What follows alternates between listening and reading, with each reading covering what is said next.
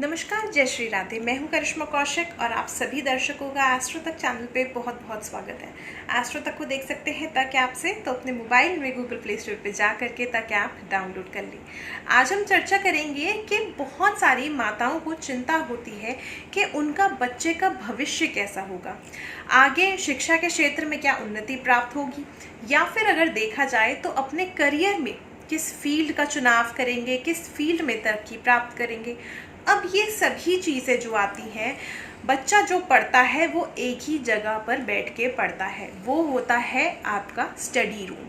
अब study room को किस तरह से आपको रखना चाहिए, कौन कौन सी खास चीज़ों का आपको स्टडी रूम में ध्यान रखना चाहिए, इसी विषय पर हम चर्चा करेंगे। तो सबसे पहली चीज़ अगर देखा जाए तो वास्तु के अनुसार स्टडी रूम होना बहुत ज़्यादा ज़रूरी है, क्योंकि अगर आपकी डायरेक्शंस यानी दिशाएं सही नहीं होंगी तो आप सही तरह से नहीं पढ़ पाएंगे। शिक्षा आप हासिल तो करेंगे मगर कहीं ना कहीं आप सक्सेस नहीं हो पाएंगे। या सबसे कॉमन चीज़ जो होती है वो ये होती है, बच्चे पढ़ तो लेते हैं मगर चीज़ें याद नहीं रहती है, भूल जाते हैं और सही टाइम पे उनको उत्तर नहीं मिल पाता है। तो इसके लिए क्या करना चाहिए, कौन सी दिशा में वास्तु के अनुसार आपका स्टडी रूम होना चाहिए। तो देखा जाए स्टडी रूम जो है आपका नॉर्थ ईस्ट डायरेक्शन में सबसे ज़्यादा अच्छा रहता है। इसके साथ साथ नॉर्थ ईस्ट डायरेक्शन में अगर आपका स्टडी रूम किसी भी कारणवश नहीं बन पाता है तो आप अपना स्टडी रूम वेस्ट डायरेक्शन यानी पश्चिम दिशा में बना सकते हैं। इस चीज़ का आपको ध्यान रखने की आवश्यकता है कि पश्चिम दिशा जो होती है, इसकी जो माता होती है यानी गॉडेस जो होती हैं वो सरस्वती होती हैं, जो कि एक तरह से ज्ञान की देवी है। और यहीं पे अगर हम नॉर्थ ईस्ट डायरेक्शन की बात करें तो ये उत्तर और पूर्व दोनों ही दिशाओं का मिलन होता है, यानी यहाँ पे सूरज की सकारात्मकता भी मिलती है और हर तरह के हमें उत्तर भी मिलते हैं।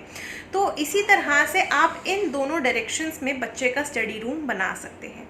इसके साथ साथ प्रयास ये करें कि आपका जो पूजा घर है यानी आपके घर में जो आपने मंदिर बना रखा है वो नॉर्थ ईस्ट डायरेक्शन में ही हो, यानी आपके स्टडी रूम से सटा हुआ हो तो बहुत ही ज़्यादा बेहतर रहेगा। अगर सटा हुआ नहीं भी होता है किसी भी कारणवश तो इन दिशाओं में आप स्टडी रूम ज़रूर बनवाएं।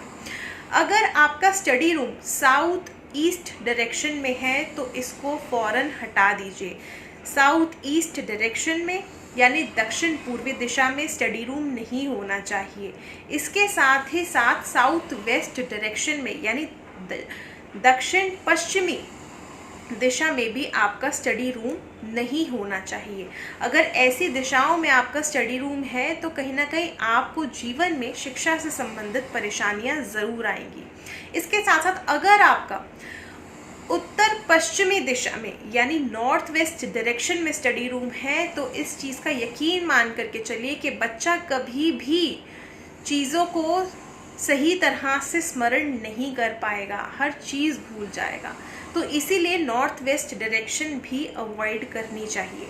अब बच्चे को पढ़ाते वक्त आपको इस चीज़ का भी ध्यान रखना चाहिए कि बच्चे के पीछे की तरफ यानी बैक सपोर्ट ज़रूर हो। अब बैक सपोर्ट कैसे होगी, बच्चे की कमर की तरफ दीवार होनी चाहिए, क्योंकि बहुत सारे स्टडी रूम्स में हम लोग ऐसी गलती कर देते हैं कि स्टडी टेबल जो लगाते हैं हमेशा दीवार के साथ लगा देते हैं और बच्चे के सामने की तरफ दीवार आती है, जो कि एक तरह से बच्चे के करियर में, उसके जीवन में रुकावटें पैदा करती हैं।